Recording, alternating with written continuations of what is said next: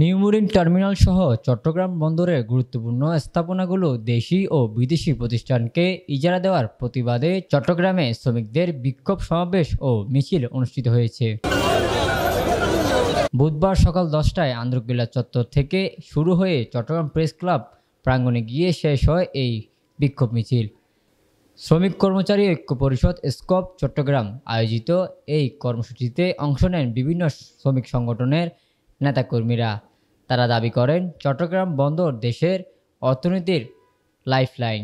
এই বন্দরকে বেসরকারি বা বিদেশি কোনো প্রতিষ্ঠানের হাতে তুলে দেওয়ার চেষ্টা দেশবিরোধী ষড়যন্ত্রের শামিল। বক্তারা বলেন, নিউ মেরিন টার্মিনাল সহ বন্দরের বিভিন্ন স্থাপনা যদি বিদেশি প্রতিষ্ঠানের ইজারায় দেওয়া হয় তাহলে দেশের শ্রমিকরা বঞ্চিত হবেন এবং জাতীয় নিরাপত্তাও হুমকির মুখে পড়বে। তারা আরও হুঁশিয়ারি দিয়ে বলেন, ইজারা প্রক্রিয়া বন্ধ না হলে সারা দেশব্যাপী বৃহত্তর আন্দোলন গড়ে তোলা হবে। এক মাস ধরে ধারাবাহিক আন্দোলন করে যাচ্ছি।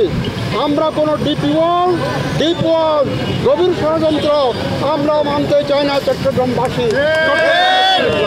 এইটা বন্দর বিদেশিদের দেওয়া যাবে না। মুনাফা লাভজনক প্রতিষ্ঠান চট্টগ্রামের সম্পদ, তারা বাংলাদেশের সম্পদ আমাদের হাতে থাকবে, বাংলাদেশের হাতে থাকবে। এটাকে প্রতিহত করেছি। তো ইনশাল্লাহ আমার দৃঢ় বিশ্বাস যে আপনারা যদি সবাই থাকেন ঠিকমতো তাহলে আমাদের এবারেও আমাদের এই যে নগ্ন হস্তক্ষেপ এটাকে আমরা হইতে দেব না। এবং বন্দরকে ধ্বংস করার জন্য আজকে যে বিভিন্ন ডিপার্টমেন্টে নিয়োগ বন্ধ রেখেছে।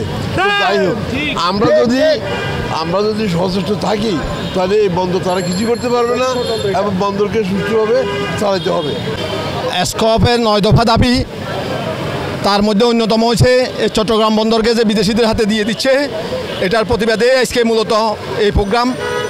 যে স্কপ পাটকলগুলোকে যেভাবে বিক্রি করে দিচ্ছে এটার বিপক্ষেই স্কপ কর্মসূচি ঘোষণা করছে। এই দুটাই সবচেয়ে গুরুত্বপূর্ণ বিষয়। আর শ্রম কমিশন যেই দাবি দাওয়া করছে, শ্রম কমিশনের এগুলো বাস্তবায়নের জন্য স্কপ আন্দোলন করছে এবং চট্টগ্রাম বন্দর যে ডিপি ওয়ার্ল্ডকে দিয়ে দিচ্ছে যেন এই চট্টগ্রামের হৃৎপিণ্ড খ্যাত চট্টগ্রাম বন্দরকে যেন বিদেশিদের হাতে দেওয়া না হয় এবং এই লাভজনক প্রতিষ্ঠান কেন বিদেশিদেরকে দিবে, এটাই আমাদের প্রশ্ন। যেন এই চট্টগ্রাম বন্দরকে বিদেশিদের হাতে না দিতে পারে, এই জন্য আজকের এই কর্মসূচি ঘোষণা করা হয়েছে। Desk news, Nongor, Chittagong.